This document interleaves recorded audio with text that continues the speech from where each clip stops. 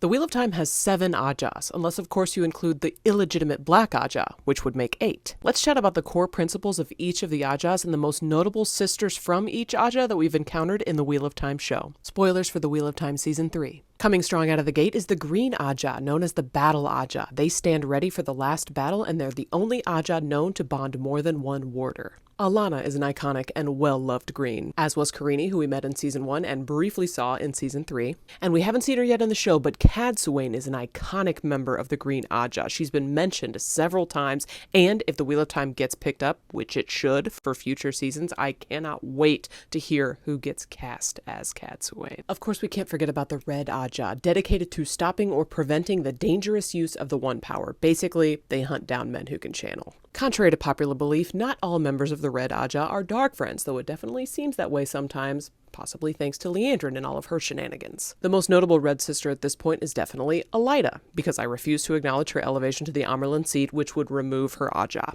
She's also pretty undoubtedly the most hated Aes Sedai at this point. The Yellow Ajah is dedicated to healing. Rima, who saved Nynaeve and Elaine in Falm, became a Damani, and then was rescued off camera, is a very notable Yellow sister. When we get a 4th season, I cannot wait to see whether the theory that she's actually a Forsaken in disguise comes true. Especially because it looked like Lanfear fled to the White Tower after Moraine mortally wounded her, and one of the Forsaken, Semirhage, is known to be an excellent healer. The Grey Ajah focuses on diplomacy and mediation in politics. There actually isn't a notable Grey sister right now in the Wheel of Time show because Joya, who was Grey, turned out to actually be Black Ajah. The Brown Ajah focuses on preserving and gathering knowledge. Nerds! But we love them. One of our beloved Aes Sedai, Varen, is actually of the Brown Ajah, as is her sister, Adelius. The White Ajah focuses on logic and philosophy. In Season 3, we met Alviaren, who was of the White Ajah before she was elevated to Keeper of the Chronicles under Elaida, except for that no, she's still White Ajah because I refuse to acknowledge that elevation. Then finally we have the Blue Ajah,